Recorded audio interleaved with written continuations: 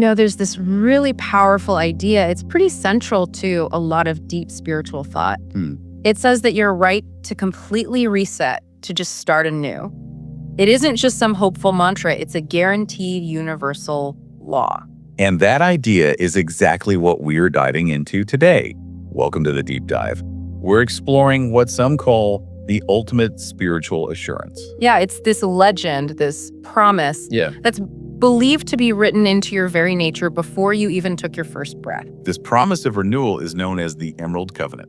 It's a huge concept. It sounds enormous, but our mission today is actually pretty simple. Right. We're going to try and decode this cosmic legend and connect it directly to your life, to your experience of just being human. Whether you're feeling blocked at work, or maybe you're struggling in a relationship, or even just looking for a deeper meaning in all this. This material, it really offers a kind of blueprint for rebuilding. So let's start with the name. Why emerald? It's not just a decorative word. No, it has a specific meaning. Exactly. The legend states that the color represents an unbreakable heart.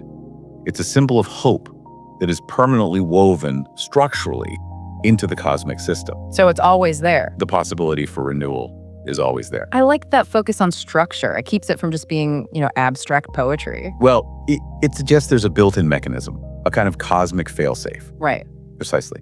And if you look at the material, the covenant isn't described as some kind of legal contract. It's a foundational spiritual agreement.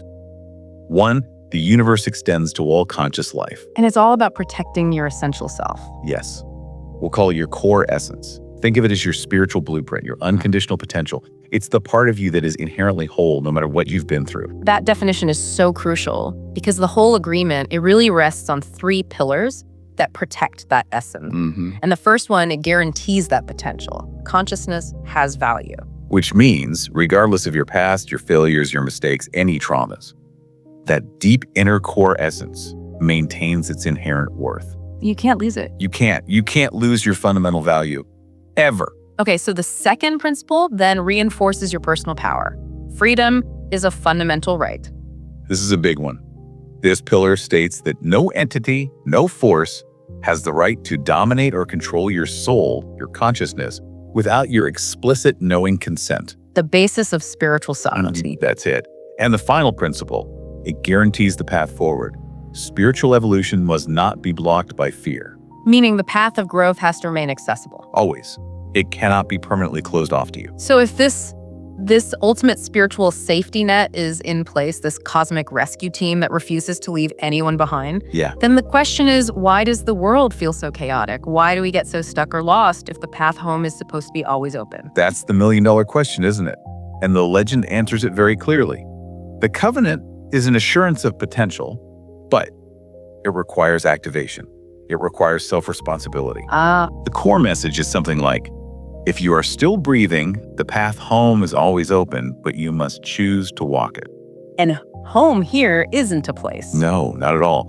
Home means returning to the best, most integrated version of yourself, of your core essence. It's a state of being.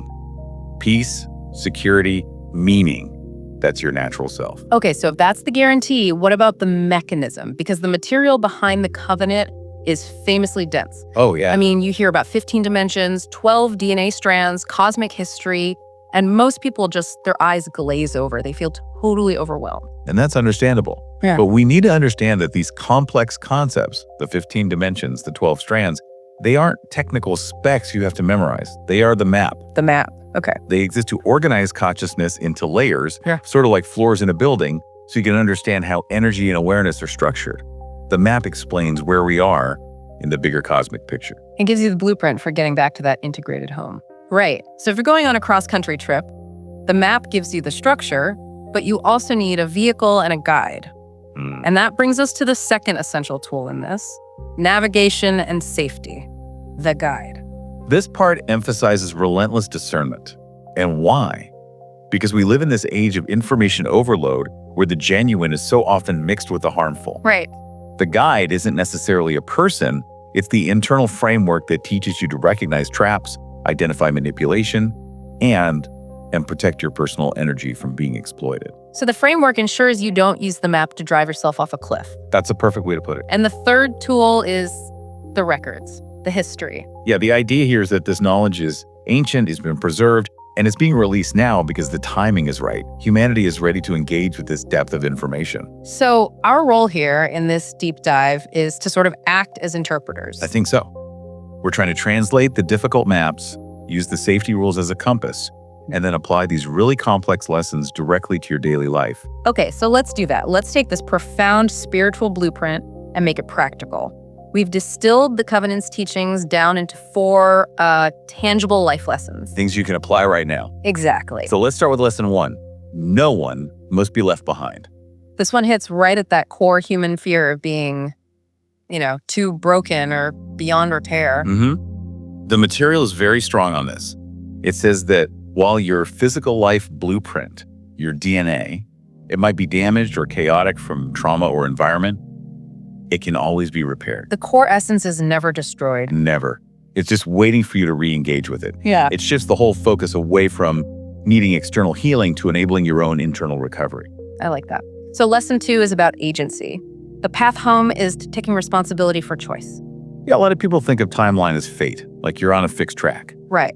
But the sources are clear. A timeline is simply the sum total of your decisions. I think that's where the best analogy lands. Think of your life less like a river you're just floating down. And more like a series of countless baits. Yes. Every moment, choosing patience in traffic instead of road rage. Choosing to forgive instead of holding on to resentment. Choosing honesty with yourself. That's you walking through a different gate. Those small daily choices are the real engine of timeline change.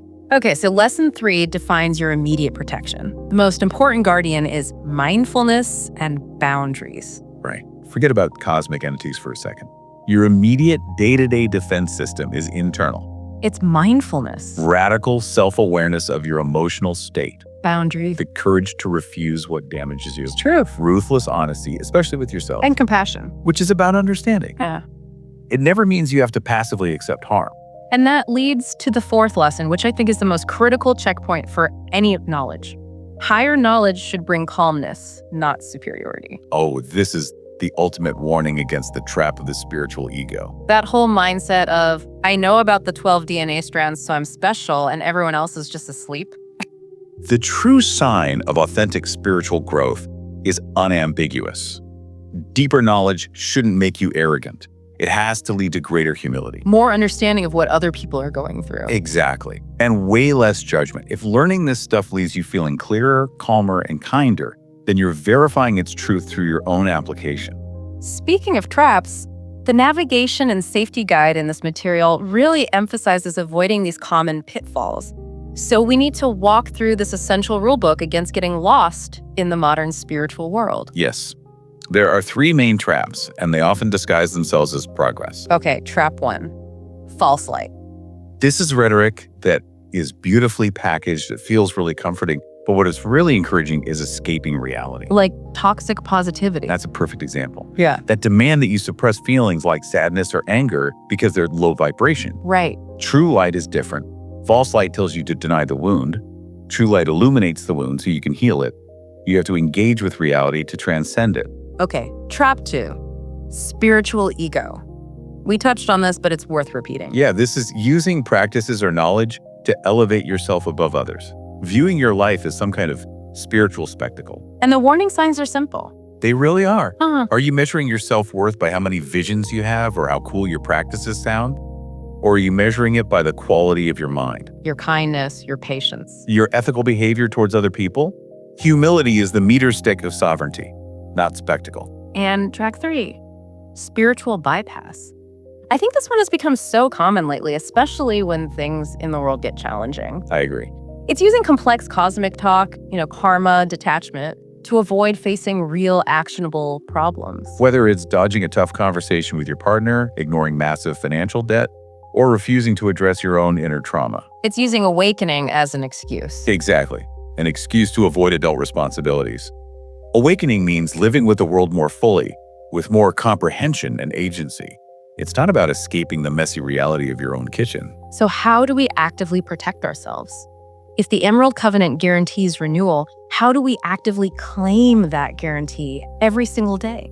We need a daily reset. And this brings us to the really practical part of the material.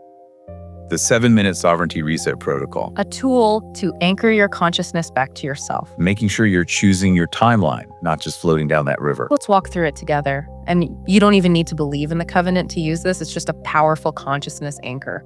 So just settle in for a moment. Okay. Minute 0 to 1, the breath reset. You use a slow, deep breathing sequence. 4 counts in, a slight hold, and then 6 counts out. And the simple intention is, I return to center. You're just bringing all that scattered, fearful, or agitated consciousness back to your breath, right here, right now. And at 1 to 3, the body anchor. Place one hand on your chest and one hand on your stomach. Really feel the physical presence of your body. And you give yourself this inner affirmation. I am here. I am safe enough to choose. Connecting your awareness to your body. The stability of your feet on the floor, the solidness of your seat, you're grounding yourself in the now. Then minute 3 to 5, the boundary statement. Choose one powerful phrase that affirms your sovereignty. Something like, I accept only what is beneficial and true for my life. Or maybe, I do not accept burdens that are not mine. And you speak it internally, but with real conviction. It creates a kind of psychological shield. And finally, minute 5 to 7, the one choice upgrade. This is the action step. Yeah. Identify one small leak, one poor choice you made, or a tendency you indulged in the last 24 hours, and you commit to sealing it in the next 24. And don't pick some massive task. It could just be less time mindlessly scrolling on your phone. Or asserting one small boundary or stopping one specific complaint you always repeat. Reinforce that idea that one better choice is the real starting point of the return home.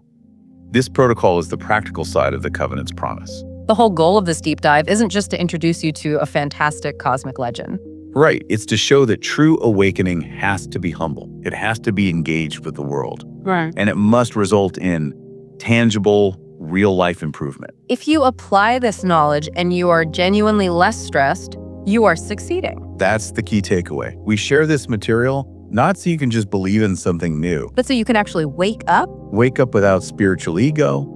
Wake up without fleeing the world. And wake up in a way that actually changes your day-to-day life for the better. And if you're intrigued by that relationship between the complex map we discussed and the crucial safety guide, we have a really fascinating analysis coming up. Yeah, in our next deep dive, we're looking at 2 sources, 1 story. We'll specifically examine how 2 major teachers in this field talk about the same overall promise, but they focus on different parts. One provides that complex cosmic structure, and the other provides the essential discernment framework. We're going to give you a clear organizational structure so you can approach these deep concepts without getting lost in the weeds. Our goal is to give you the tools not just to learn about the universe, but to discern and anchor yourself within it.